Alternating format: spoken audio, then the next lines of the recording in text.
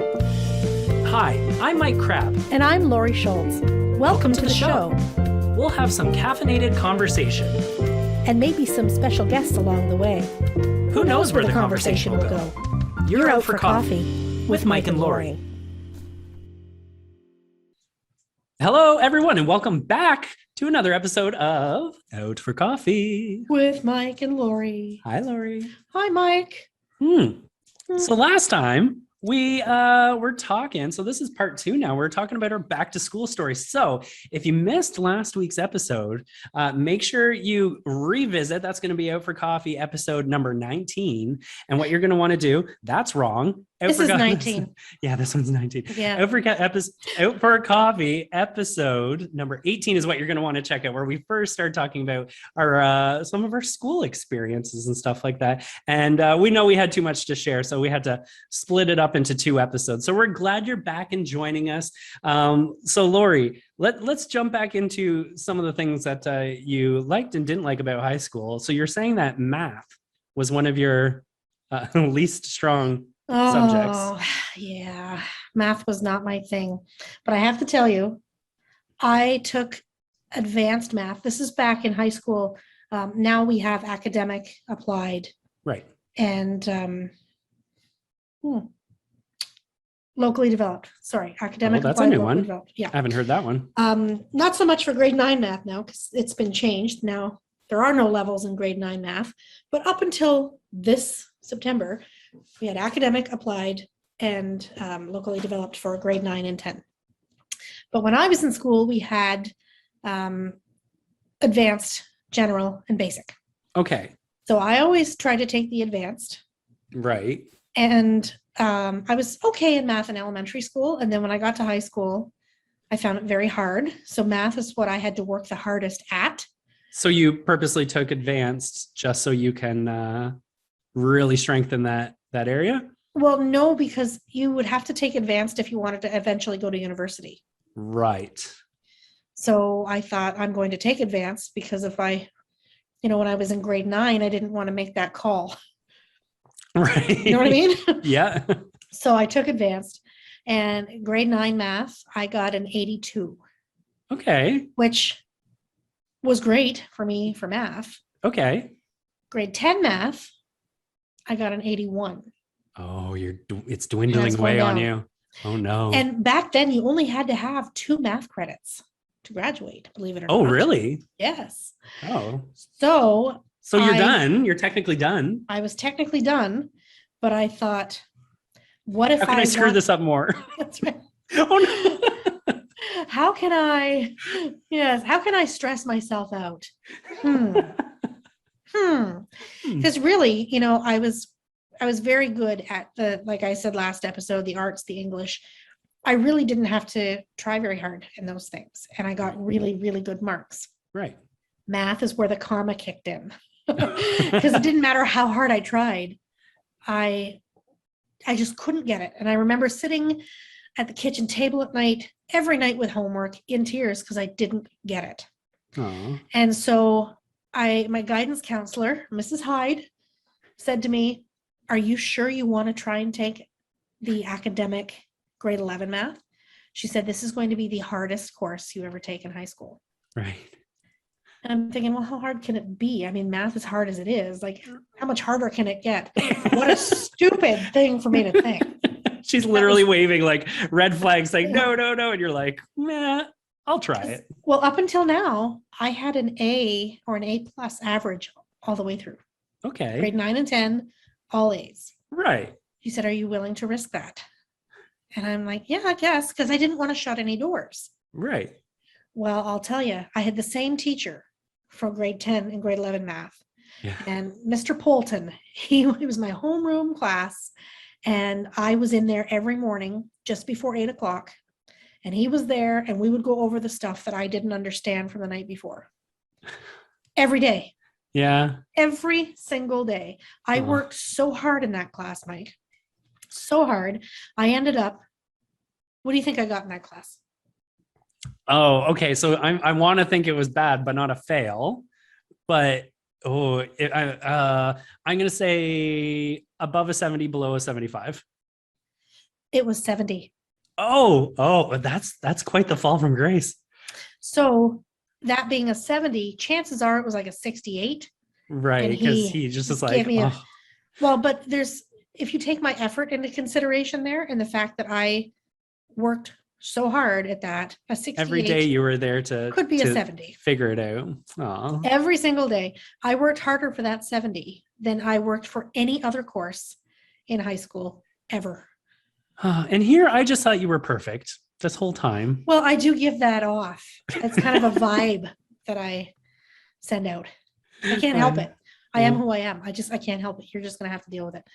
But no, that was a hard pill to swallow, but I lived. And you obviously regretted taking that class.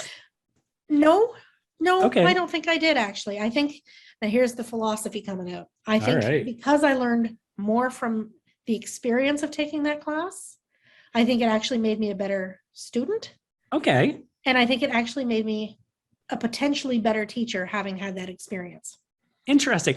Oh, that actually makes a lot of sense. You needed to understand what areas you needed to work on and how you could navigate that to be able to be a stronger student. I get that. And now knowing that students have all sorts of needs and flexibilities in other areas, that's good perspective.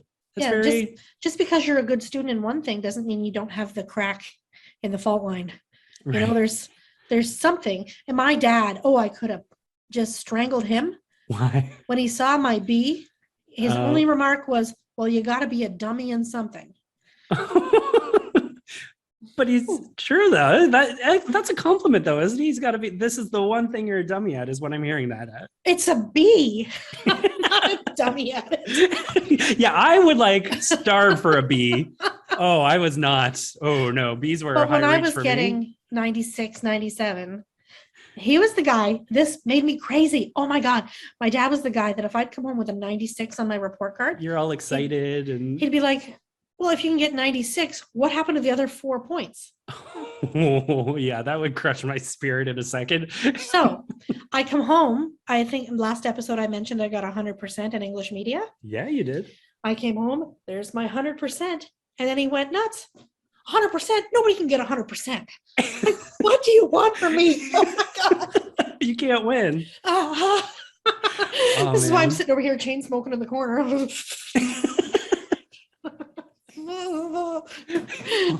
Having a little meltdown. No, but you know what? That too toughened me up. Right. I developed coping skills like at 6 months old. You wouldn't believe it. Being a Schultz man, you got to have coping skills in utero. The thickest skin around. Yeah. That's right. You take off the skin. I'm only like 80 pounds.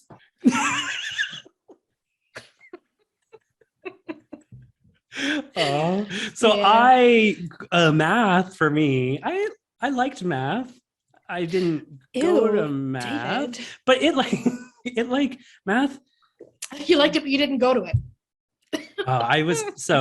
We know that I wasn't the best at going to class. I spent a lot of my time socializing. So I had the nicest teachers that would always really work hard to try to get me. And I've always appreciated it. And they knew that I appreciated them, but that wasn't my learning style. I needed to be doing other things. So I'll tell you a little something about me that not many people actually know. And that is that I was supposed to graduate in 2005. That was my grade 12 year, but I needed some more credits. So I had to go back for a 5th year. And in that 5th year, I didn't really do everything I needed to do. I did get a couple credits, but by the end of that 5th year, I still needed 2 credits. And then I carried those with me for a few years. So let's go to my Toronto days. I am working at the Eaton Center at the Gap. No, I'm working at the Gap at the Eaton Center. And there was one point where I was helping with the hiring and stuff there.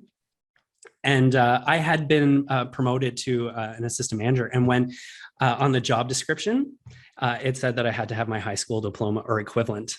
And I went, okay, that's not something I have. But I've been working for the Gap for a while now. And how I got to the point of applying for the position of assistant manager was my teammates were like, hey, this position's opening, you should go for it. So I thought, great. So I told myself going into this interview that if that topic comes up, I absolutely will speak to it and say, no, I didn't get that just yet. But if they don't ask, then I'm not going to bring it up. And I go into the interview. It never came up. I've worked with these people like one-on-one with them for a while, so they know what I'm capable of doing. And it was a good assumption on their part because most people my age at that time didn't have their high school diplomas. However, I didn't. I got the position and I kicked ass at it. I was like really good in that role. And then I started doing some of the hiring. So around the Christmas time, you get to your seasonals in and you got to do like big like group interviews and stuff like that. And there was one Christmas where between me and the other person that we're hiring, there were 5 people from Woodstock, including myself, that all worked at the Eaton Center Gap at the exact same time. So during that time, some of them I went to school with, some of them went to like my family Christmases and stuff like that. So I'm like, these people know me, like they know who I am. Yeah. And I was so worried that word was going to get out being like, hey, you're actually like doing pretty good for yourself for not having your high school diploma. And I was like, oh, my stomach was in knots about it. So I'm like, I got to get on top of this. So when I was 24, I took correspondence. So here's the thing, I needed 2 credits. One of them was in English, which it's like, just English. You went 5 years and you missed an English somehow. And the other one, it's even worse. It was an elective. It was whatever I wanted it to be. Oh, come on. So I'm like, all right, I could do this. So I did my English and I took visual art. So when I was in school, I was a drama kid. I didn't want to do visual art. I don't like drawing. It's not that I don't like it. It's just I'm not like skilled at it. So I took those 2. And those 2 were by far my highest marks I ever got in high school, 97 and 98%. 98 in English, 97, no, other way around, I'm sorry, 98 in art and 97 in English. And I was like, oh my God, why didn't I just do this ages ago? And then I finally got my GED. And I was like, it was like the biggest weight lifted off my shoulders. Yeah. Now, here's a funny little side story is I actually don't know. So since I didn't have my high school diploma, I actually felt dumb. Like I felt like I wasn't smart enough. How could I ever go to post-secondary school? I was like, I was shit on myself a little bit about it because I wasn't good enough to have my high school diploma yet. I used that as fuel. I had to prove to myself that I am a good worker and I'm a strong worker and I'm a team player. And I really needed to prove that in myself and to everyone around me. I didn't need to, but I felt like I needed to. Okay. And because of that, I owe that to the success of all my previous positions and to getting to where I am today. And just push yourself. And it's okay to not know everything and just take the things that you're good at and really lean into them and nurture those skills and share them with others. And your passion will come through that and people will want to be a part of that. So out of all that, like, that's my takeaway out of it. Now, for our young listeners out there, I will say I should have just did it when I was in my 5th year. I should have did it when I was in grade 12. Yeah. Just get it done and out of the way. And you can still learn those things about yourself without self-shame. Just get your schoolwork done, please. Just do it. Just do it. Just do it. Yeah. There's my rant about how but good for you. How educated I am. No, but good for you, Mike. That's really it was a loose end and you tied it. So good. It's true. Yeah. And even if that wasn't the case, there's so many things I learned. Like I'm looking back at the English class I took and some of the things I wrote in it, and it was like really good. Like there's some stories I wrote where I'm like, wait, you came up with that? And it's like looking back at it now, it's like I almost didn't realize I should have nurtured that in myself more. And it's making me realize that people should be open to taking workshops and classes and stuff like that more often. So I tip my cap to you to continue to find education and put yourself into it, because what's wrong with growing? No, nothing. I mean, this is how you elevate as a person. Right. And as a soul. Just because there might not be a piece of paper attached to it doesn't mean that there isn't any value attached to it. Exactly. But also I want to say, just because there is a piece of paper attached to it doesn't mean it's worth, how do I say this properly? Somebody can have a doctorate in something and still be a terrible worker and be, an unethical, terrible human being. Yeah. having a piece of paper doesn't mean much. It's what you do with the piece of paper. If you get it. Exactly. And on that too, I knew that like if I did go to post-secondary school, let's pretend I did get all my credits when I was supposed to, and I wanted to go to post-secondary school. I have no doubt in my mind that I would have dicked around with those classes. I would have done the exact same thing I did in high school. And I would still probably be paying for an education that I don't know entirely that I would want to, because I had so many interests too. How do I possibly step out of high school and really focus on one specific topic when it's like, but what, I'm going to start that and then I'm going to wish I did this instead, or like, that's always going to bother me. So why don't I just like move forward and discover what is important to me as I'm exposed to it? And I think that's why I've always really loved the jobs I've been in, because I worked retail and I really loved that. And then after retail, I went to the theater. I really loved that, where that was nothing like retail. That was construction and finding costumes and stuff like that. And now I'm fundraising. And it's like, I think that if I did go to post-secondary school, I wouldn't have been able to focus on any of those things either. And I wouldn't have the weird resume I have now with like a vast experience. Yeah. I would have funneled myself into one thing a little bit more. So I like to feel I'm a little bit maybe more worldly because of the different things I've exposed myself to. And you're dead on, because I was the person who went into something and didn't stay, and then went into something else and didn't stay. Right. And then went into another field and didn't stay. So, you know, I think we're the same type of person, just took the other routes. And you're still growing and learning about yourself through your education. And I think that's a beautiful thing.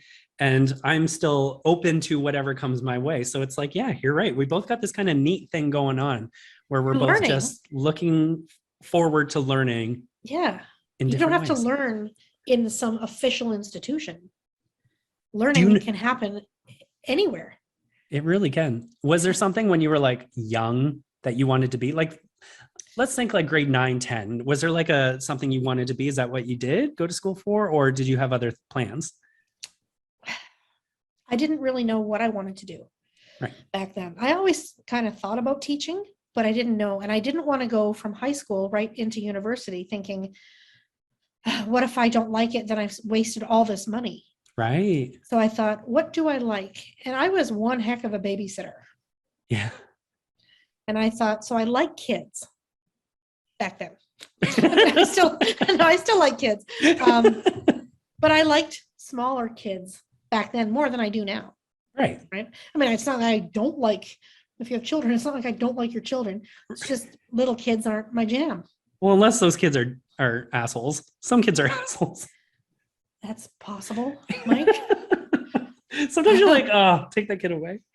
Well, but little kids. So I thought, you know, at the time I really liked little kids. So why don't I try ECE, programming for little kids, early childhood education. I loved the program. Loved the program. Had some good experiences with my placements. But during the first placement, I realized, no, I'm not doing this for the rest of my life. No chance. Right. Zero chance of me doing this for 30 years. Right. So thank God for placements. Yes. Oh, yes. Like the theory behind everything was I was into that. Right. On paper, this is a perfect fit. Like Erickson's theory and, you know, all the stuff, theories of development and the psychology behind things. Yes. So before I graduated, I knew I wasn't going to be working in the field, but I thought I'm going to get the diploma anyway. Right. Which I'm glad I did, because it has led me to other things. Right. And that's the thing too. Again, my dad would be like, well, you're not even going to be in this. Why are you wasting this money? No, learning is useless. Right. You could take it somewhere with, I went from there into radio broadcasting at Fanshawe. And I did 1 out of 2 years there, ended up leaving and got a job writing commercials and obituaries. That's a good combination. There's some really like jazzy obituaries out there that you're yes. Commercials and obits up in Wingham. Right. Yeah. And then, you know, it wasn't paying the bills. It just is not a career that as a single income earner is going to get you your heat and your hydro. Right. I'm going to do both. One or the other maybe, but not back then anyway. I don't know what it is now, but and then eventually when I was 25, I went to Western. Okay. 25. And I took, I wanted to take sociology. Yeah. Initially, I wanted to take psychology. And here's the rub, Mike. Here's where it all comes back, Okay. is that I didn't have enough high school math to take psychology. Oh no. Yeah. Well, And they said you shit. could always go back and take a couple more. And I'm like, get thee back, Satan. Not a chance. No way. So I did sociology for, a couple of courses in that. And then they wanted me to take statistics. And I was like, negative. Right. So I switched over to history. Loved it. Loved it. Okay. Yeah. So my degree, I have an honors degree from Western in history. I guess it's from King's, which is at Western. Right. So yeah. So it was lots of fun. And then from there, I went to teachers college. Right. Yeah. So what was your first year of teaching? What year was that? The 2007, 2008 school year. Okay. Halfway through. So I started in February of that school year. Right. Yeah. Oh, okay. Yeah. Started second semester. Second semester teaching English. Wow. Yeah. Hey, do you have you ever been on many field trips? Of course you have. You've been on plenty of field trips. Well, you know what? Not a lot in high school, like not taking students to field trips. You haven't been out on field trips. Some. Yeah, I mean, when I taught in the developmental department, we went to Niagara Falls. We went to see the famous people players. Are you familiar with the famous people players? Yes. Our friend Joanna Sweet, I believe, was a part of the people players back in the day. Right. Yeah. The Black Light. Yes. Famous people players, correct me if I'm wrong, is a troupe of actors and prop makers and stage hands and just a theater troupe made up of people with disabilities. Yeah. Yeah. And so we took our kids from our developmental program to go see, it was a dinner theater. So we had a pizza lunch and went to see a show, and it was great. All black lighting. Yeah. Oh yeah. Black light shows are quite magical. They're quite the experience. Yeah. I did take the Paranormal Society to Casa Loma to do a ghost tour. Oh, that would be great. Casa Loma's Yeah. gorgeous. Yeah, it was beautiful and it was creepy. Was it around Halloween time that this tour was happening? No, it was in May. Oh, did they just do It was them in year May. round? They used to. It was on their website as you could book a ghost tour. That sounds like fun. So we had our personal tour guide and took us through the tunnels and where all the stories were happening, and it was really, really cool. That sounds like a great field trip. Yeah. How about you? One of my most memorable ones, this had to have been kindergarten or something like that. This was years ago. I remember going to Storybook Gardens. Ooh. And having such a good time. And I remember I had grape juice box for lunch, because as we were loading up and getting ready to leave for the day, I was ill and it was smelly and it was grape and it was like the worst. I remember being in that bus being ill. Oh, poor Mikey. Yeah. Did you have a beard? Did you get any in your beard? Yeah, it was like there was like an onion here, and it was like, oh no. Yeah, a little bearded 5-year-old Mike back in the day. So that one always stuck with me as kind of like a thing. But we always used to go to the Ontario Science Center. That was always a blast. That's fun. We go to the exhibition place in Toronto for, what was that always called? The winter. And there's animals. They had the animal. Rob, do you know which one it is? In Toronto at the exhibition place, they would have like at all the schools would go, and there would be like a dog show, and it was just like filled with animals and stuff. That I believe that was just part of the CNE at the time, was it not? Right, maybe. Yeah, just part of the exhibition. But I remember going a couple of years in a row, yeah, and it was always there. Yeah, because they always had the display of farm animals and et cetera, et cetera. We used to do the same thing when we were kids, because they figure these city kids have never come up close to seeing a cow or a goat or whatever, and so it was always a good experience, and it was a great opportunity to get access to that kind of thing, because otherwise they gotta maybe contact a local farmer and troop the kids all out there, and the local farmers aren't really keen on that. Right. Yeah. Where else are you going to see a cow if you live in the city other than Well, that's at the exactly the exhibition point. place? Yeah. So it was those kind of field trips were, uh, we used to do that, well, not all the time, but I mean, fairly often. I recall. Have you been on many field trips in your day, Rob? Yeah, that was, I would say that was probably a big part of my public school days was going on a field trip for a variety of things, whether it was, going to see those, the animals at CNE or, some other, uh, natural thing. I remember going to see, of course, Niagara Falls was a big one. And different things. Kind of escapes me now because I know it's far too long ago for me. I feel like I feel like I can think of all these field trips until you actually think about it. It's like, wait, where did we go? Where did we go? Yeah. Yeah, I do remember. I just remember the bus rides on those, school buses that they bounced up and down the road, and the front wheels would hit long before the back wheels would be way up in the air, and blah blah blah. And those were great rides. And if you sat right over the wheel in the back, sometimes you get a little air. Oh yeah, you could depending on the they driver. just bounce along. That's right. Yeah. First class all the way. Oh yeah, absolutely. And never any seat belts or. I remember the first time. I remember the first time we got on a school bus to go to some, field trip, and you might remember this too, but the back of the seat in front of you had a metal bar, like it was a round metal tube frame. And I remember the day that we got on the bus and that metal tube was wrapped in a foam protector. Okay. We thought this was the most hysterical thing we'd ever seen. And of course, it was the result of one of those, bouncing down the roads and some kid banging around and smacked his teeth. That's all I can imagine. On the bar of on the bar of the chair in front of them, because we never had seat belts or anything like that. I mean, we still don't, I don't think. No, I don't think they do on regular school buses. I don't think they do either. But I remember the day that we saw those.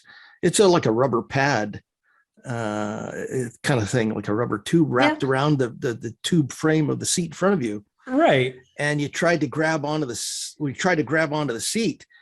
This thing would just twist around and your hands would roll off. It's like a pool noodle.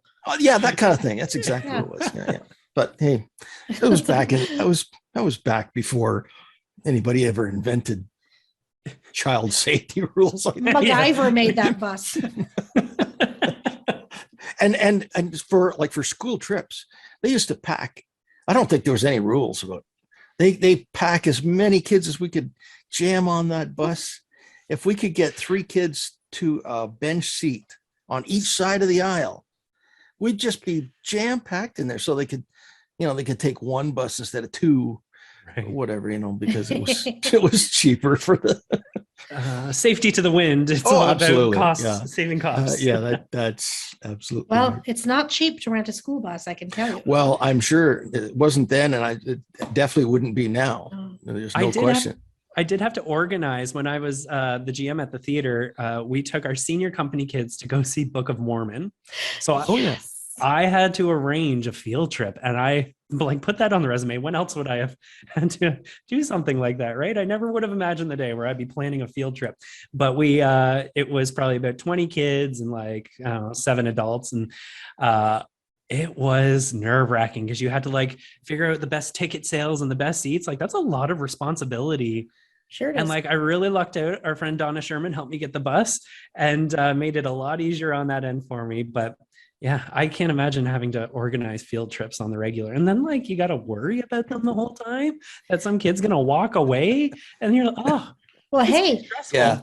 When I was in high school, we went to 2 different long-term trips. In the music department, we went to Philadelphia for 5 days. Oh, nice. That'd be a good trip. It was great. That's where I was telling you about that Mutter Museum, the medical anomalies. All right. And the pretzel museum. We all learned how to make pretzels because it's a skill that comes in handy. Again, this lifelong learning. You never know when you're going to have to make a pretzel. You never know. There you go. Good to have that learned and ready to go. But we took a coach bus, one Yeah. with a bathroom. Oh, on it. yeah, yeah. That was Fancy. good. First class all the way. Oh yeah, yeah. Until the Well, we until paid the for toilet it. until the toilet breaks. Well, And then you all Yeah. have to deal with that. That's true. and then 2 years later, we went to Montreal and Ottawa for a few days. Nice. I've never And- been to Montreal. I've never been to Ottawa. I've never been to Really? Philadelphia. Wow. Never Wow. been to Niagara Falls. No, I'm kidding. I go to Niagara Falls all the time. Yeah, but you've Yeah. been to Salem, Mike, and that's I've been a to bucket Salem list. a couple times. Yeah, That's a party. that's my bucket list. Listen, guys, before you get too far off track, I hate to break the news to you, but our time is running out today. So I'm going to leave you to just wrap things up. All All right. right. Thanks. How do Rob. we just keep talking so much? I want to mention one more thing Go for it? about school before we go. Go for it. I just want to tell you about the cafeteria in high school. Okay. Did you have a I loved hanging out in the cafeteria. For as good of a student as anyway, I was a good kid. little tongue tied today, but I was a good student, but I loved the cafeteria, and we had 2 different lunches. So you could have, period 3 or period 4 lunch, and then everybody Right. was back for period 5. But when my final year there, I only had a period 1 class. Oh, so you go to period 1, then you would just hang out in cafeteria for the rest of the day. Pretty much. Were you bused Yeah. to school? No, So you opted to go to the cafeteria instead of just going home? for some of it, yeah. Not every Oh. day. Like some days I'd be right out the door. Right. But a lot of times, like we played cards in the cafeteria at lunchtime, and we had Taco Bell in our cafeteria. And you know how I feel about the bell. Yo, we know how you feel about the bell. Right? Yes. So we had Taco Bell, and we had giant cookies, and we had hash browns. Oh. 4 hash browns for $1. For Oh, that's a single morning. bargain. It was great. Oh, I'm drooling now just thinking about this. Yeah. Anyway, it was really, really good. But I have to tell you one quick story. Quick Okay. story. There was one of my friends. 2 things happened to him same school year in the cafeteria. First thing, we're all sitting, the hexagon shaped tables. We're all kind of sitting around the table, Yeah. and he opens up his salad. It was like prepackaged salads that they had. He opened it Right. up, and as he opened it up, something walked out of it. Like a spider? Like some bug, some green bug that was blended in with the lettuce just walked out of it. And it was almost like if there was an aerial view, it would be like synchronized swimming, because we all pushed our chairs away from the table simultaneously. This poor guy, same cafeteria, same school year, takes a bite of, I don't know what it was he was taking a bite of. And this is going to sound so horrible for our poor cafeteria ladies. It wasn't their fault. But he's taking a bite of something, and all of a sudden he goes, and you see this awful expression on his face. And then he starts pulling out this hair that had to be a foot long. Oh, no. And again, the same group of people pushing their chairs back. It was like we were on a sitcom. It was so great. But he, you know what? Very next day, he's getting out his little money there, his He's quarters, ready to go. buying his hash browns and his, What are the chances it can happen 2 days in a row? well, I don't know. It happened twice. Actually, probably pretty good, because it's probably the Oh. same batch of delivery. Whatever it was. Like, I'm sure they didn't make it there, but whatever it was that got shipped in, there was a little stowaway in the salad. Well, that's disgusting. Well, but you know what? Cafeterias aren't like that now, I don't think. I don't think so either. Our cafeteria was, I don't think I had ever had any problems with that. I did spend a lot of time in the cafeteria. We would play, not cards, we would play a game where like you would have the alphabet, and then you would have to guess. You had like 2 minutes to put, you had to like and put a movie title that started, Okay. and then you had to fill that. We played that a lot, but that's about it. And we had the best, what are they? Chicken burgers. Oh, we had great chicken burgers in high school. Nothing like high school cafeteria food. Yeah. Takes me right back. Right back there, eh? I probably wouldn't Poutine eat any of too. it now. Oh, Good yes, poutine. poutine. Yeah. Okay. Yeah, we're getting the signal from Rob. All right. Well, hey, we've gone We back always- to school. We've learned. We a few always end things up with today, food, though, don't we? but we do get their food often. Yeah. But yeah, we went back to school like Rodney Dangerfield. Back to school. Yes. Is that the one where he does the dive off the diving board? No. I don't remember. Do you know? No, I don't know. Toga. No, that's something else. That's Animal House, isn't it? that's Animal House. Toga. All right. That's a different show. Okay. We're All right, done I'm here, done. I think. I'm done. All right. Hey, I need a everyone. drink. Thanks so much for coming out, joining us for part 2 of Out for Coffee, where we talk about back to school stuff. And we'll be back soon. We got some special guests coming in October. Yes, we do. Because it's almost spooky season. We're getting there. And once again, I am going to throw it out there. Join us on October 23rd, where Laurie and I, as well as our friend Dan Henry from Heart FM, will be judging Oxford's Got Talent with Big Brothers Big Sisters, which will be hosted by Greg Morton. Come on out, stop, watch, join us, And watch and all the donate. talent. And make it Donate. wonderful. Toga. All right, bye guys. Thanks for coming out for coffee. With Mike and Laurie. Bye, folks. Bye. Do you have questions, comments, or ideas for a future show? Reach out to Mike and Laurie on their social media, Twitter, Instagram, and Facebook, or email us at mikeandlauriesocials@gmail.com.